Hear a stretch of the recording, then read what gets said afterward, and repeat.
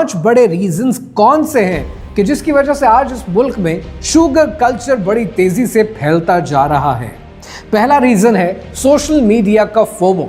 जब एक लड़की दैट गर्ल कंटेंट देखती है और वो देखती है कि बगैर ज्यादा मेहनत के अपनी पर्सनल लाइफ दिखाने के बाद टिकटॉक पे आने के बाद एक लड़की ने डिजाइनर बैग्स ले लिए, जी वैगन में घूम रही है, इमार में अपार्टमेंट है, तो वो भी सोचती है कि मैं मार्केट में जाऊं तो मुझे 60,000 रुपए पर मंथ तनख्वाह कोई ना दे, ऐसे में मैं इतना पैसा कैसे कमाऊं।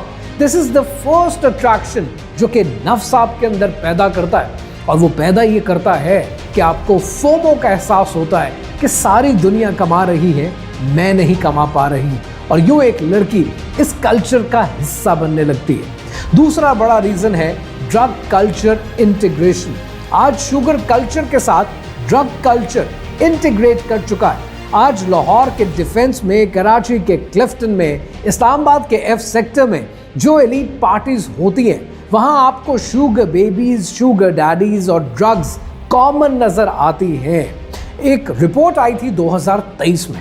ये रिपोर्ट है Pakistan society for addiction medicine की।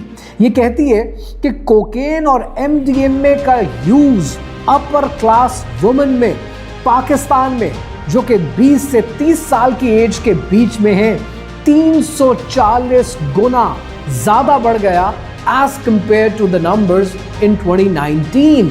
इतनी मैसिव ग्रोथ इस ड्रग कल्चर की हो रही है और ये पाकिस्तान के स्कूल्स, कॉलेजेस, यूनिवर्सिटीज में पेनिट्रेट कर चुका है, लेकिन हमारे यहाँ कोई इसके बारे में बात करने के लिए तैयार नहीं है। तीसरा रीजन डिलेड मैरिजेस। जब एक लड़की समझती है और सोचती है कि जिस तरह की ड्रीम बॉलीवुड मैरिज वेडिंग मुझे चाहिए, उस वेडिंग पे 40 से 50 लाख रुपए कम से कम और 1 करोड़ रुपए ज्यादा से ज्यादा खर्चा आएगा, लेकिन मेरा बाप तो सरकारी मुलाजिम है, वो कभी अफोर्ड ही नहीं कर पाएगा।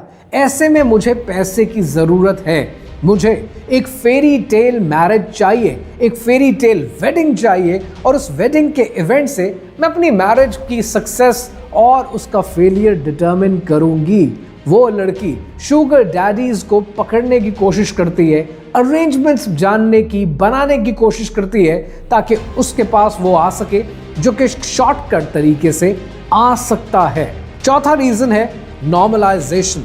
हमने बहुत सी चीज़ों को अपने माशरे में नॉर्मलाइज कर दिया। आपको व्हाट्सएप के ग्रुप्स मिलते हैं, फेसबुक के पेजेस मिलते हैं, आपको side hustle Karachi, premium connections Lahore, elite circle Islamabad नजर आते हैं, जहां पर खुलेआम ये सब कुछ चलता है, जहां पर पूछा जाता है कि रेट्स क्या रखने चाहिए, साइड इफेक्ट्स क्या हो सकते हैं, प्रेगनेंसी से कैसे बचा जा सकता है। ये कॉमन सवाल हैं जो इन ग्रुप्स पे पूछे जाते हैं, लेकिन हमारे अरबाब इख्तियार की निगाह कभी यहाँ पड़ी ही नहीं। और पांचवा रीजन इकोनॉमिक रियलिटी।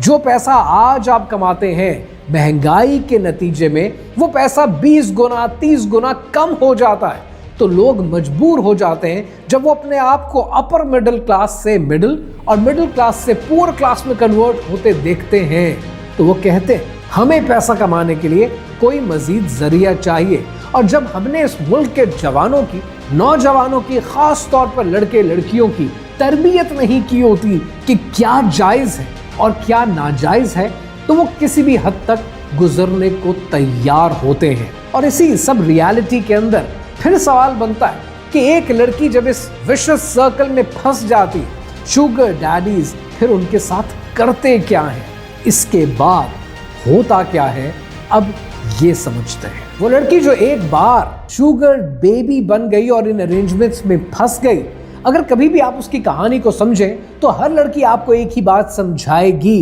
कि ये अरेंजमेंट उसकी मंगनी और उसकी शादी तक चल रहे हैं, शादी के बाद वो ये सब कुछ छोड़ देगी। लेकिन क्या शादी के बाद ये सब कुछ छूट पाता है? हरगिज़ नहीं, क्योंकि इसके 4 मेजर ड्रॉबैक्स हैं जिसे ये इग्नोर कर चुकी होती हैं। पहला है फाइनेंशियल एडिक्शन का।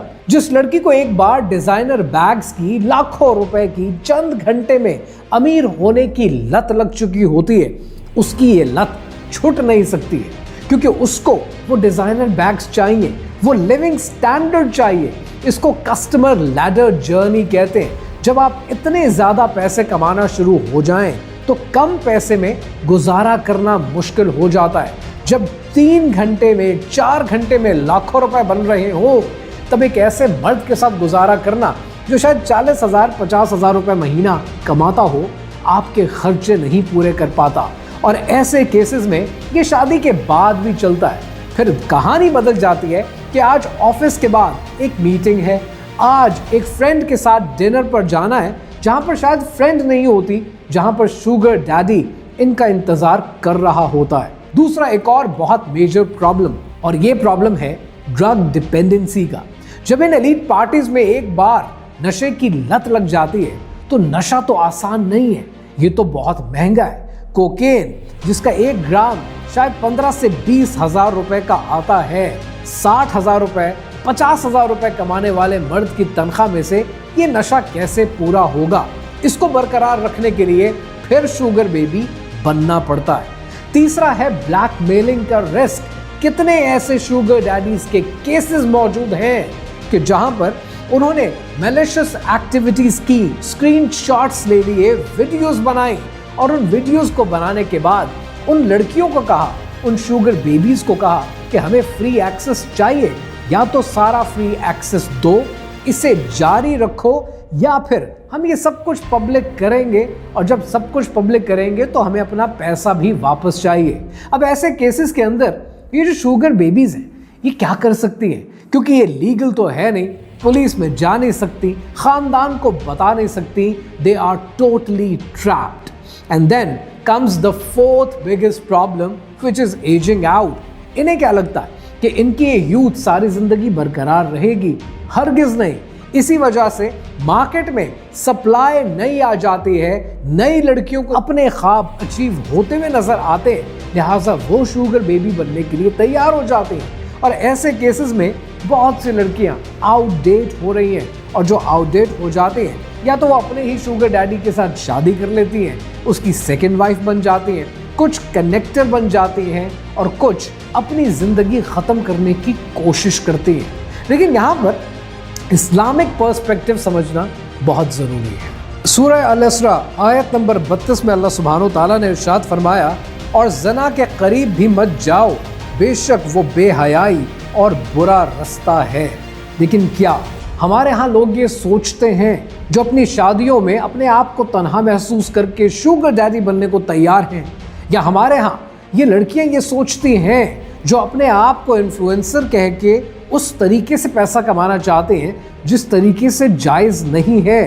लेकिन ये एक मेजर फैक्टर है, और ये वीडियो बड़ी हद तक आपको अनकंफर्टेबल करेगी, लेकिन ये रियलिटी है हमारे शहरों की, हमारी यूनिवर्सिटीज़ की, हमारे माशरे की। सो अगली बार जब आप किसी इन्फ्लुएंसर को देखें जो कि एक लड़की हो, जो कि रातों रात पैसे कमा रही हो, तो आपको समझना चाहिए कि जो रास्ता शायद उसने अपनाया है वो रास्ता आपको सूट नहीं करता।